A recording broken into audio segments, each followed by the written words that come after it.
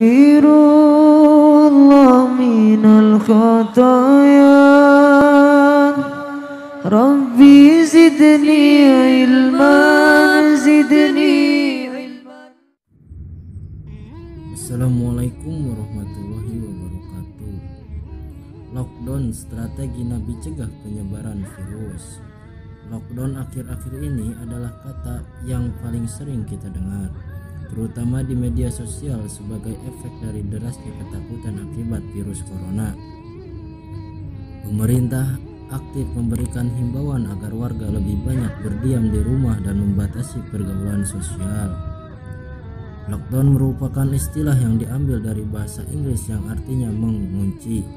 Jadi, bila istilah tersebut dipakai dalam penanganan virus corona atau COVID-19, berarti lockdown adalah mengunci seluruh akses masuk maupun keluar dari dan ke suatu wilayah. Tahukah Anda, sebenarnya lockdown juga pernah diajarkan oleh Rasulullah SAW untuk menjadi kunci keselamatan di akhir zaman. Pada masanya Nabi Muhammad SAW memerintahkan pemberlakuan lockdown terhadap wilayah yang diserang wabah penyakit. Dalam sebuah hadis yang diriwayatkan dari sahabat Uqbah bin Amir, dia pernah bertanya kepada Nabi Muhammad SAW, "Wahai Rasulullah, apakah kunci keselamatan itu?" Rasulullah SAW menjawab, "Jagalah lisanmu, diamlah di rumahmu dan tangisi dosa-dosamu."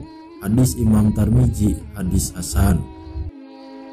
Dalam hadis ini, sahabat Uqbah bin Amir radhiyallahu anhu bertanya tentang apa saja yang bisa menyelamatkan manusia di dunia ini dan di akhirat, dan bagaimana seseorang akan bisa mendapatkannya dan menyelamatkan dirinya. Kemudian Nabi memberikan jawaban 3 hal yang sederhana. Pertama, jagalah lisanmu, artinya tahan diri dari berbagai kejahatan dan keburukan lisan. Di era penuh fitnah ini, di setiap kita seharusnya senantiasa berupaya menjaga diri dari berbicara atau menuliskan komentar yang tidak jelas manfaatnya.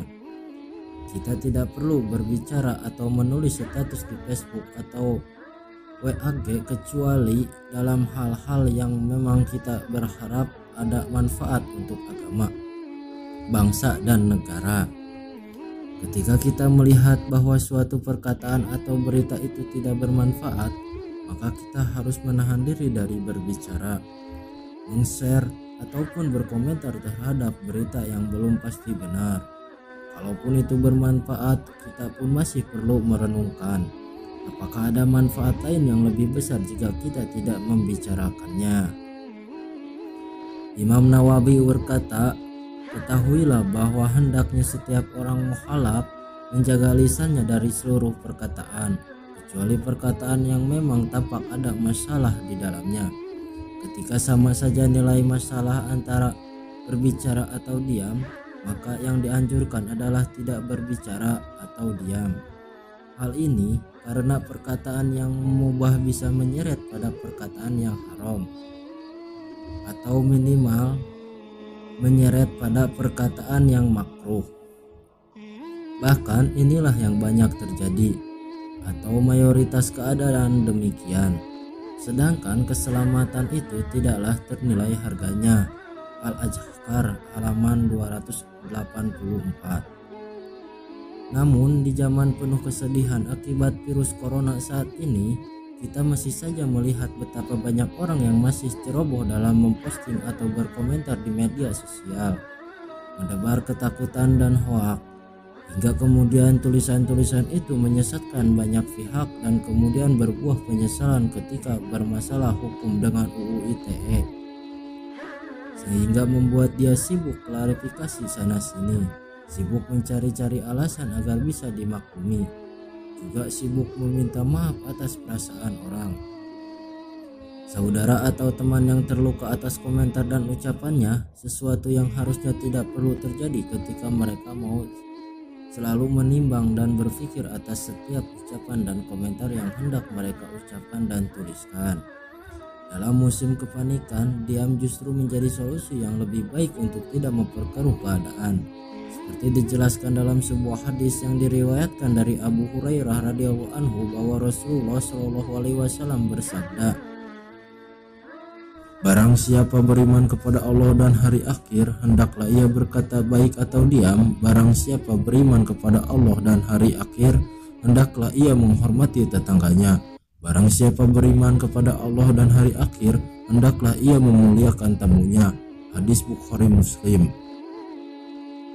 Kedua, diamlah di rumah, artinya berusahalah untuk lebih banyak berdiam diri di rumah dan gunakan waktumu untuk beribadah, apalagi dalam situasi dunia yang penuh cobaan seperti saat ini. Pada 15 Maret 2020 lalu, Presiden Jokowi di Istana Bogor menghibau masyarakat untuk bekerja dari rumah, beribadah di rumah untuk mencegah meluasnya ancaman penularan virus corona. Memang, berkumpul telah menjadi tradisi masyarakat Indonesia. Silaturahmi antar sesama menjadi kegiatan sehari-hari.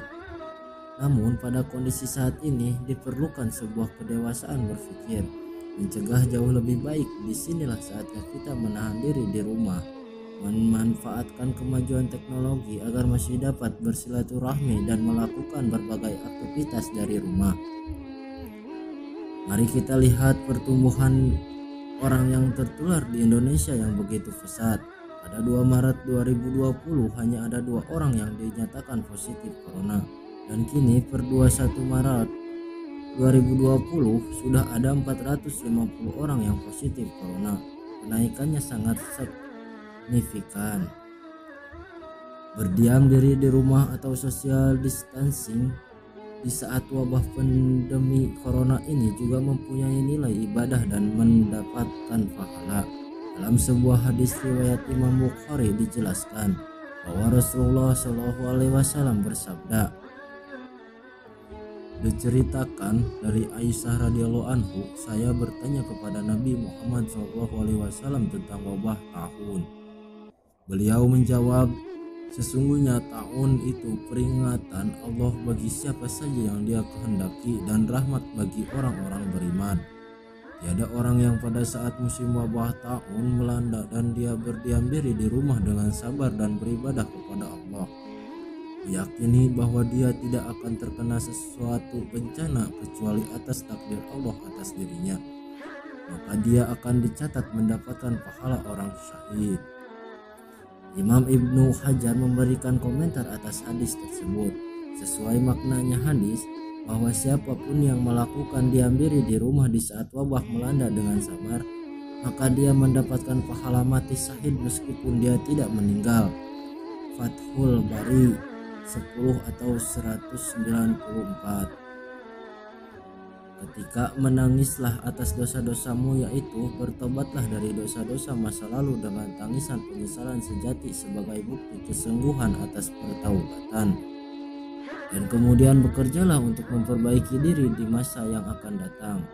Sudah saatnya bagi kita untuk introspeksi diri, bertaubat dan memperbanyak istighfar kepada Allah Subhanahu wa taala. Bencana-bencana ini terjadi sebagai peringatan Allah Subhanahu wa taala agar manusia bertaubat, karena mereka telah banyak lalai dengan urusan dunia dan melupakan Allah dan ajaran-ajarannya. Cobaan adalah salah satu bentuk panggilan untuk kembali kepada Allah Subhanahu wa taala. Dengan beristighfar memohon ampun atas segala dosa-dosa, niscaya Allah akan mengabulkan istighfar mereka dan menghentikan bala dan bencana sesuai dengan firman Allah. Dan Allah sekali-kali tidak akan mengazab mereka sedang kamu berada di antara mereka, dan tidaklah pula Allah akan mengazab mereka sedang mereka meminta ampun. Quran Surat Al-Anfal ayat 33.